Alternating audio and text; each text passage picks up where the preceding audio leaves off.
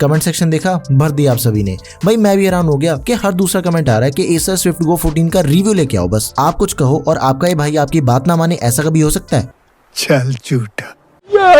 तो आज है जी अपने पास Acer Swift Go 14 लैपटॉप सही में बड़ा प्यारा है। रोज गोल्ड कलर में लैपटॉप मिलता है, मतलब क्या ही बात है, काफी यूनिक है सही में। और इसके अंदर हमें i5 का 13 जनरेशन प्रोसेसर दिया गया 13500H तगड़े वाला प्रोसेसर, 16GB की रैम, 512GB SSD। और सिर्फ इतना ही नहीं बल्कि ये EVO सर्टिफाइड लैपटॉप है। अच्छा हमको सिखा रिया है। लेकिन लैपटॉप का रिव्यू देखने से पहले ये देखो, सारे लैपटॉप की टेस्टिंग चल रही है और जल्दी रिव्यू आने वाले हैं। तो आपने भी जल्दी से जाके चैनल को सब्सक्राइब करना ताकि आप टेकन की कोई वीडियो ना मिस करो एंड हमेशा सही लैपटॉप बाय करो। अब देखो अनबॉक्सिंग करने का मेरा कोई मूड नहीं है। अनबॉक्सिंग में क्या होता है, डब्बे के अंदर अपना लैपटॉप आ गया एंड उसी के साथ कुछ पुस्तकें एंड लैपटॉप के साथ हमें 100 वॉट का अडैप्टर मिल जाता है और कुछ नहीं है। सबसे पहले यार इसका डिजाइन देखो, एकदम ही डिफरेंट, ऐसे ट्रायंगल से बने हुए हैं। Acer Swift की जो ब्रांडिंग है ना वो भी ऐसे टेढ़ी करके लिखी हुई है। पूरी कोशिश करी है एक नई लुक देने की एंड वो चीज एक्चुअली दिख भी रही है। पकड़ा होना लैपटॉप एकदम आंखें खींचता है कि भाई क्या चीज है ये। एंड इसकी जो बिल्ड क्वालिटी है वो भी एकदम ही सॉलिड है। मेटल बॉडी का लैपटॉप अपना, चेरी ऑन द केक है। फिर इसका कलर कॉम्बिनेशन एंड देखो ये जो कीबोर्ड वाला सेक्शन है ना उसका भी जो कलर है वो क्रीमी से है, प्योर सिल्वर नहीं बोल सकते हम इसे। और इसके डिजाइन का मैं आपको एक और फायदा बताता हूँ, ये जो स्टैंड है ना छोटे से बने हुए हैं, जो जब भी आप लैपटॉप खोलते हो रबर स्टैंड पे सारा लोड आता है, फिर इससे ना तो अपने लैपटॉप पे स्क्रैच पड़ते हैं एंड जब भी आप अपने लैपटॉप को खोलते हो एयर वेंटिलेशन के लिए ये और भी ऊपर उठ जाता है। ये भी बढ़िया चीज है। वैसे यार देखा जाए तो काफी दिमाग लगाया है सर वालों ने। एंड डिस्प्ले के बिल्कुल नीचे यहाँ पे हमें एयर एग्जॉस्ट वेंट मिलते हैं और उसके बिल्कुल साथ में Acer का नाम लिखा हुआ है। कीपैड के जो नीचे वाला एरिया ना राइट साइड पे वहाँ पे स्विफ्ट लिखा हुआ है, साथ में WHDA+ रेजोल्यूशन आ गई, 3K रेजोल्यूशन के पिक्सल्स हैं और नीचे भी जो फीचर्स हैं उनके स्टिकर्स आगे। फिर उसके बाद एक EVO वाला लोगो मिल जाएगा हमें एंड नीचे की तरफ iSafe वगैरह ये सब है। और हाँ यहाँ पे DTS भी लिखा हुआ है, स्पीकर्स वाला लोगो। देखो यार ओवरऑल जो लैपटॉप है अपना वो दिखने में बहुत सुंदर लगता है, उसमें कोई शक नहीं है। स्पीकर्स पीछे मिल जाते हैं, डाउन फायरिंग स्पीकर्स है लैपटॉप में, DTS ऑडियो की सपोर्ट मिल जाती है। तो इसके जो स्पीकर्स है ना वो अच्छे हैं, ऐसे 100% वॉल्यूम पे भी आवाज नहीं फटती इनकी। एंड स्पेशली यार इसका जो कैमरा है ना वो काफी अच्छा है, वो चीज हम डिटेल के अंदर चेक करेंगे। एंड उसी के साथ ही माइक मिल जाते हैं लैपटॉप के। अभी थोड़ा ध्यान दो, देखो यार एक चीज है, ये एक लौता ऐसा लैपटॉप है जो कि आपको दूसरे डिस्प्ले साइज में शायद ना मिले लेकिन दूसरे डिजाइन में जरूर मिलेगा। थोड़ा समझो, एक तो ये वाला डिजाइन हो गया जो अपने पास है, ऐसे लाइंस बनी हुई है, साइड पे टेढ़ा करके लिखा हुआ है Acer Swift। एंड दूसरा डिजाइन है बिल्कुल ही सिंपल, क्लीन एंड मिनिमल सा। आई वुड से कि आपको इन दोनों में से जो भी डिजाइन में मॉडल मिलता है ना आप उसे बाय कर लो, बिकॉज मुझे फ्लिपकार्ट और Amazon इन दोनों वेबसाइट्स के ऊपर ना सिंपल वाला मॉडल मिला है लेकिन ये धारियों वाला नहीं मिला। क्योंकि होगा फिर जब आप जाके लिंक खोलोगे ना तो लैपटॉप आपको सिंपल वाला मिलेगा, फिर ये डाउट आता है कि भाई लैपटॉप तो कोई और ही है ये। ऐसी कोई बात नहीं है, डिजाइन में फर्क है, बाकी जो कंपोनेंट्स हैं, बिल्ड क्वालिटी है, परफॉर्मेंस, वो आपको सब कुछ सेम मिलेगा। तो कंफ्यूज नहीं होना, टेंशन बिल्कुल नहीं लेनी, आपका भाई है टेंशन खत्म करने के लिए। अब देखो इस लैपटॉप की जो सबसे मेन चीज है ना, जो इस लैपटॉप का USP है, डिस्प्ले। भाई 60,000 के अंदर आपको 3K रेजोल्यूशन वाली डिस्प्ले मिल रही है और क्या चाहिए आपको। एंड वो भी OLED डिस्प्ले, 14 इंच की display size, 3K resolution, OLED display, 2880x1800 pixels हैं, 16:10 इसकी एस्पेक्ट रेशियो होगी, 90 हर्ट्ज का रिफ्रेश रेट दिया गया, 100% DCI-P3 एंड Adobe RGB भी आपको 100% मिल रही है। देखो एक चीज समझने वाली है कि 100% DCI-P3 तो आपको बाकी सभी लैपटॉप्स के अंदर भी मिल जाती है डिस्प्ले के अंदर, लेकिन Adobe RGB 100% मिलनी ना बहुत ही रेयर चीज होती है। 500 निट्स की ब्राइटनेस के साथ ही HDR की सपोर्ट, इसके अलावा लो ब्लू लाइट सर्टिफिकेशन। मतलब कि यार इतना कुछ घुसा दिया लैपटॉप के डिस्प्ले के अंदर, लेकिन आपने इन सभी टर्म्स के ऊपर नहीं जाना।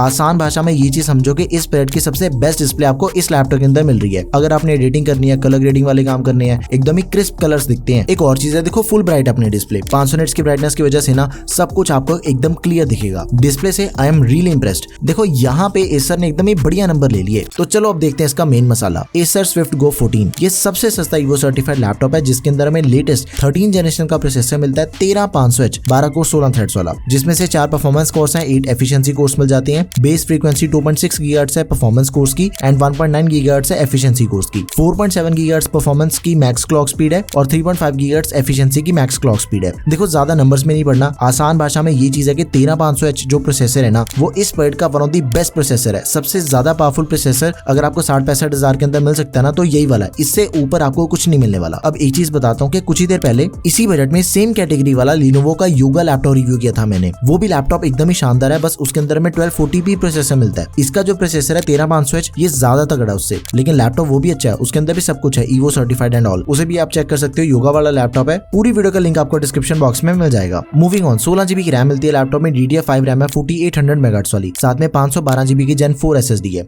एक चीज नोटिस करो कि DDR5 रैम है एंड साथ में Gen 4 SSD है, दोनों चीजें लेटेस्ट हैं। इन दोनों की जो स्पीड है वो ज्यादा फास्ट है as compare to Gen 3 SSD and DDR4 RAM, and इसकी रैम के मेगाहर्ट्ज भी ज्यादा है, तो ये भी प्लस पॉइंट है। अब एक चेक करें कि इसकी रैम एक्सपेंडेबल नहीं है, लेकिन स्टोरेज को हम एक्सपैंड कर सकते हैं। 2TB तक इसकी स्टोरेज को एक्सपैंड करने का ऑप्शन दिया गया है, लेकिन उसके अंदर भी एक चक्कर है कि कोई एक्स्ट्रा स्लॉट नहीं मिलती, सिंगल स्लॉट है, हम इस वाली SSD को रिप्लेस कर सकते हैं। SSD की बात चल रही है तो इसकी रीड एंड राइट की स्पीड भी देख लो, ठीक है। ये भी देखो, इसका बूटिंग टाइम बहुत ही कम है, सिर्फ 9 सेकंड लगे और लैपटॉप अपना ऑन हो गया। स्लीप से तो सिर्फ 1 सेकंड के अंदर ऑन हो जाता है। It is because of the Intel evo certification. देखो, अगर तो आप चैनल को फॉलो करते हो आपको पता होगा कि इंटेल ईवो सर्टिफिकेशन होती क्या है, अदरवाइज आपके माइंड के अंदर क्वेश्चन चल रहा होगा कि भाई किस बला का नाम ले लिया ये सब कुछ हम आगे डिटेल के अंदर डिस्कस करने वाले हैं। अब एक चीज है, देखो इसके जो थर्मल्स है ना उसने मुझे काफी इंप्रेस किया, क्योंकि थोड़ी बहुत एडिटिंग करते हुए मल्टीपल क्रोम टैब्स भी खोली है मैंने साथ में, एंड थोड़ी बहुत हल्की फुल्की गेमिंग भी कर ली, लेकिन लैपटॉप अपना गर्म ही नहीं हुआ। डुअल फैन सेटअप है इसका, 2 फैंस हैं जिससे अपने लैपटॉप का जो टेम्परेचर है ना वो ठंडा रहता है। ग्राफिक्स की बात करें तो इंटेल के आइरिस ग्राफिक्स दे रखे हैं, 4GB शेड मेमोरी। अब इसे समझ लो कि शेड मेमोरी का क्या मतलब होता है। इसका मतलब है कि ग्राफिक्स की कोई अपनी पर्सनल मेमोरी नहीं है, ये रैम की मेमोरी को यूज करता है जब भी इसे जरूरत पड़ती है। अब यहाँ पे थोड़ा ध्यान दो, देखो अगर तो आप 8GB रैम वाला लैपटॉप बाय कर रहे हो ना एंड उस पे आप ग्राफिक इंटेंसिव काम कर रहे हो, देन उसमें से 4GB तो अपना ग्राफिक्स से यूज कर लेगा। तभी मैं आपसे हमेशा ये चीज कहता हूँ कि कोई भी काम करना हो लैपटॉप की रैम कम से कम 16GB की पक्का होनी चाहिए। ग्राफिक्स की ओवरऑल जो परफॉर्मेंस है वो बढ़िया है, Windows 11 मिल जाती है, MS office life time validity के साथ में दिया गया है। स्टूडेंट हो या फिर वर्किंग प्रोफेशनल हो,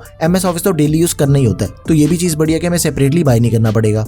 सही हो गया ये भी। अब देखो यार, प्राइस के हिसाब से स्पेसिफिकेशन तो एकदम ही मस्त मिल रहे हैं, लेकिन अब ये समझते हैं कि इंटेल ईवो सर्टिफिकेशन का क्या मतलब होता है। एंड इस टॉपिक के ऊपर मैंने कई सारी वीडियोस बनाई है डेडिकेटेड ईवो सर्टिफाइड लैपटॉप्स पे, और उनमें से कुछ का रिव्यू भी कर दिया। हर एक ईवो सर्टिफाइड लैपटॉप का जो बैटरी बैकअप है वो आपको 8 से 9 घंटे तक का मिलेगा। टाइप सी फास्ट चार्जिंग की सपोर्ट दे रखी होती है, यानी कि 30 मिनट चार्ज करने पे आपको 4 घंटे तक का रन टाइम मिल जाएगा लैपटॉप पे। थंडरबोल्ट 4 पोर्ट जरूर मिलेगी, वाईफाई और ब्लूटूथ इन दोनों का लेटेस्ट वर्जन मिलता है। फिंगरप्रिंट सेंसर दिया गया होगा। Booting time less than 10 second है। लैपटॉप स्लीप से सिर्फ 1 सेकंड के अंदर ऑन हो जाता है। And minimum evo certified laptop के अंदर जो कैमरा मिलता है ना वो हमें फुल HD मिलता है, लेकिन इसका तो उससे भी बढ़िया है, वो मैं आपको आगे बताऊंगा कैमरा वाले सेक्शन के अंदर। तो ये जो सारी चीजें मैंने आपको मेंशन करी है ना, ये आपको इस लैपटॉप के अंदर भी मिलती हैं, और आपको हर एक उस लैपटॉप के अंदर मिलेगी जो कि ईवो सर्टिफाइड है। एंड अगर आपने दूसरे किसी भी बजट के अंदर ईवो सर्टिफाइड लैपटॉप लेना है तो ये वाली वीडियो चेक कर सकते हो। जैसे बच्चों के स्कूल के अंदर मार्क्स आते हैं ना, वैसे अपने लैपटॉप पे भी कुछ नंबर्स हैं, उन्हें चेक कर लेते हैं। Geekbench 6 को चेक करें तो 2435 एंड 10243। PC Mark 10 के मिल रहे हैं हमें 5399। Cinebench R23 को चेक करें तो 1450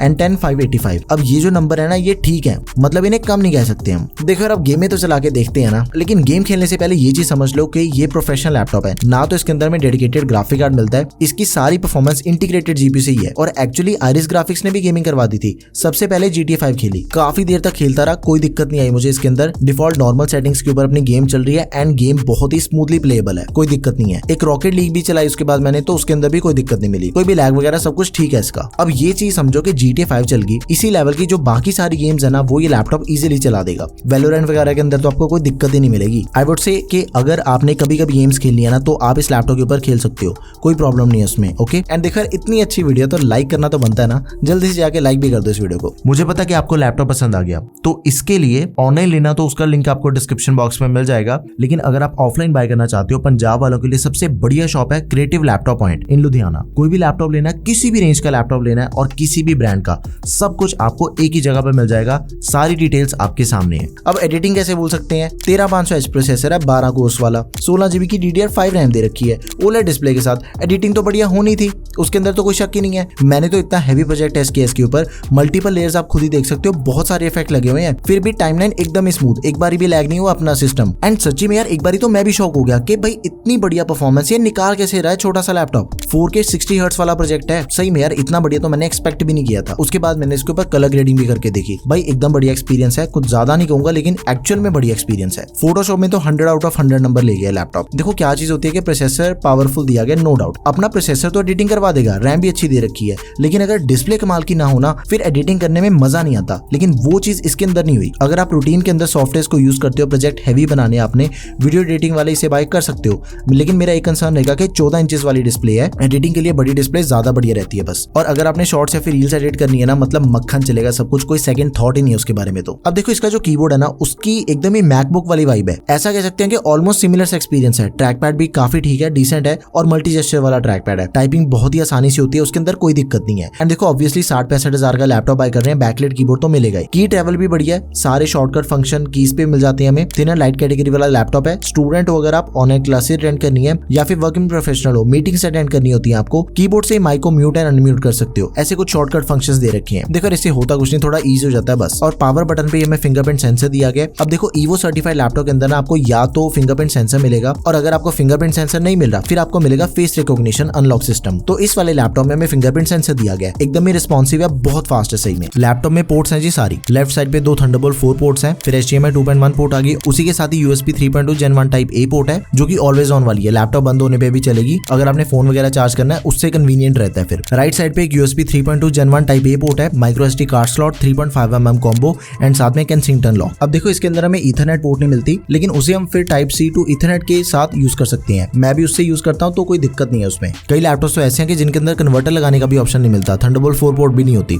फिर उसमें दिक्कत होती है। पता क्या चीज है, गेमिंग करते हुए अगर ईथरनेट लगी हो ना फिर नेटवर्क के अंदर कोई प्रॉब्लम नहीं आती। ओवरऑल पोर्ट्स वाला मामला ठीक है इसका, मतलब ऐसा कोई अपनी लिमिटेशन नहीं रहेगी। इसी के साथ जो लैपटॉप की वायरलेस कनेक्टिविटी है ना वो भी काफी अच्छी है। Wi-Fi 6E दिया गया लैपटॉप में एंड इसी के साथ ही ब्लूटूथ का 5.2 वर्जन मिल जाएगा। तो कनेक्टिविटी अच्छी है, सब कुछ कनेक्ट करके देखा मैंने, no issues at all. Evo certified laptop है, बैटरी बैकअप तो बढ़िया मिल रही है हमें। लेकिन यार देखो हमेशा ना आंखें खुली करके लैपटॉप बाय करते हैं। नॉर्मल यूजेज पे मीडियम ब्राइटनेस रखोगे ना, पावर एफिशिएंसी मोड पे आप आराम से काम कर रहे हो ना, फिर तो इस लैपटॉप के अंदर आपको 8 से 9 घंटे तक का बैटरी बैकअप मिल जाएगा। लेकिन अगर आपने हैवी टास्क कर रहे हो, लैपटॉप में प्रोसेसर दिया गया H सीरीज वाला, उसकी बैटरी कंजम्पशन ज्यादा होती है, तो फिर आपको मिलेगा 4 से 5 घंटे तक का बैटरी बैकअप, जो कि इस बजट के अकॉर्डिंग सही है। क्योंकि यार देखो प्रोसेसर भी तो H सीरीज वाला दिया गया है, सबसे ज्यादा पावर कंजम्पशन इसकी होती है, फिर भी आपको इतना तगड़ा बैटरी बैकअप मिल रहा है। डाउन फायरिंग स्पीकर्स है, कहीं मेंशन नहीं था कि कितने वॉट के स्पीकर्स मिल रहे हैं, बट मुझे दोनों स्पीकर्स अराउंड 2 वॉट के लगे। स्पीकर्स की आउटपुट डिसेंट है, ऐसा कुछ चीप नहीं फील होता आपको, आवाज फटती नहीं है। और देखो सेम जो हमें इस बजट के बाकी सभी लैपटॉप्स की आउटपुट मिलती है ना, बिल्कुल वैसी आउटपुट मिल रही है,